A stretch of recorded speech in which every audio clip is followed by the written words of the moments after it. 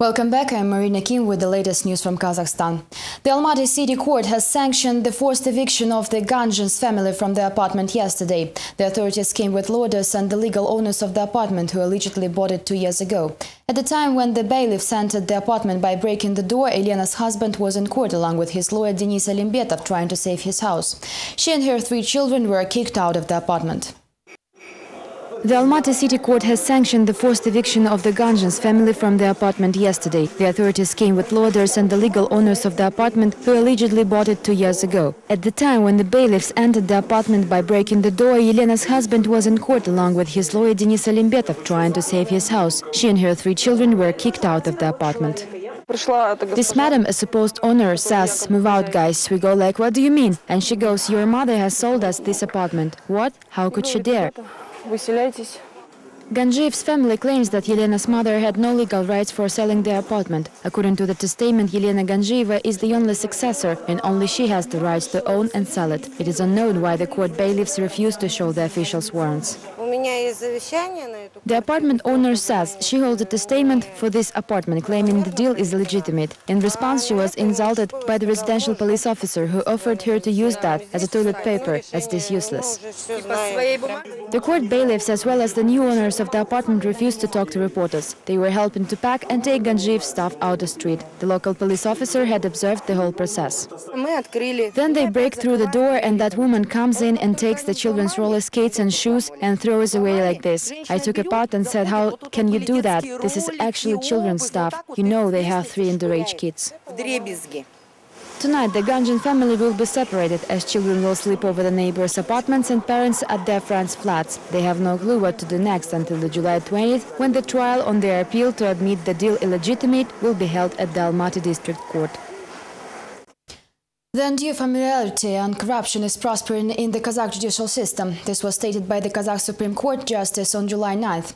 Incompetent interpretation of the administrative and criminal codes is observed almost in all parts of the country. The same opinion was expressed in an appeal of the Independent Entrepreneurs Association chairman Talgat Akunov's appeal to Nursultan Nazarbayev. He urged the president to interfere in the businessman Serik Turjanov's case and claims that the trial was done with many violations. Businessman Talgat Aukov urged the President Nursultan Nazarbayev's personal involvement in the case of Serik Turjanov, who has been sentenced for 10 years of imprisonment by the Astana Cecil District Court. Aukov claims the trial was held with numerous violations. This is just the start of the witch hunt, as Turjanov noted. We are going back to 1939, the time of the repressions.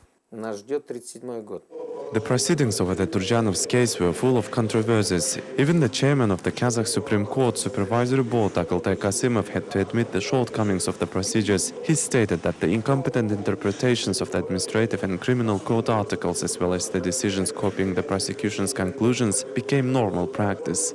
The laxness of decisions regarding the accountability of local judges is the reason, but this is not widespread though. Don't get me wrong, I'm saying this so it will serve a good lesson to others. The justice did not comment more on the controversial cases. More precisely, Kasimov refrained from talking about the Mukhtar Jakishev and Eugene Zhovits cases, saying only that he doesn't doubt the legitimacy of the decision. In keeping with the tradition of confusing decisions from the judicial point of view, the Karaganda City Court has issued a warning to Valentina Makhotina, an activist of the Algan registered political party, for standing with a blank poster silently in front of the local administration. Similar silent actions protesting against the law on the nation's leader were held all over the country on July 1st. The law implies no criticism towards the president of Kazakhstan, as it may lead to imprisonment. The national silence campaign lasted no longer than 10 minutes then. The same day, the activists received requests for summons. In Karaganda, for example, Valentina Makhotina was charged for not notifying the authorities about holding the actions, which the court has qualified as organization of silent rally with holding a blank poster. I was charged with impairment of the execution authority. As I understood correctly from what they said, that no damages caused to them by me served a mitigating circumstance, although I don't think the term is correct. In the meantime, other Alga activists from various parts of Kazakhstan keep submitting the applications for the authorization to hold rallies against the law on the nation's leader. The protest actions are planned to be held in front of the Nuratan's offices across the country on July 19th. We are submitting the application because it's a required formality just to make sure they are notified about our intentions. The first application for sanction to hold a rally the ALGA members brought on Thursday. However, the Office of Administrational Assistance was closed, although in the middle of the working day. Today the document was received, but activists have no illusions at all, as none of the ALGA's appeals was approved throughout the entire term of their existence. But this time the activists demand the ruling Nuratan party leadership to appeal to Nursultan Nazarbayev on cancelling the law on the nation's leader. The similar campaigns were held yesterday in various parts of Kazakhstan, organized by local activists of ALGA. All the applications of oppositionists were received. However, the civil servants were rather outraged by the presence of the media. When the parliamentarians initiated this law, they said that this is in consideration of the opinion of entire Kazakh nation. I doubt that claim. I know so many people who actually don't support it, whereas a big part of the population simply doesn't know about it. The Sunny Suburb Estate project interest holders in Almaty are still struggling for justice. Under different reasons, the trial on their lawsuit has been rescheduled for the third time during 1 month. Details of the court session come in the next report.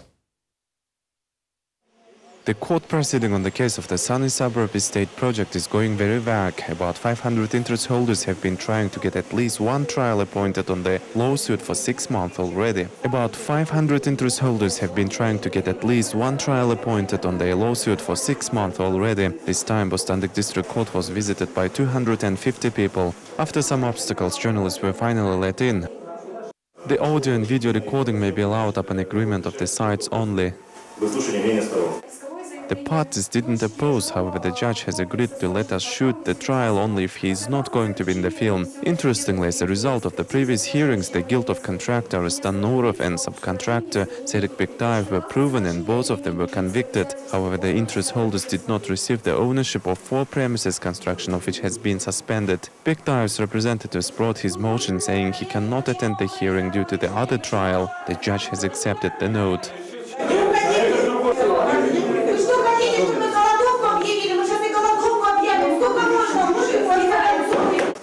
Umarov has left the courtroom, but the interest holders refused to do so in protest of rescheduling the hearing to July 21st. Only the telephone threats of people saying they will occupy all the building made the Chief Justice Sersembayev to come down to them.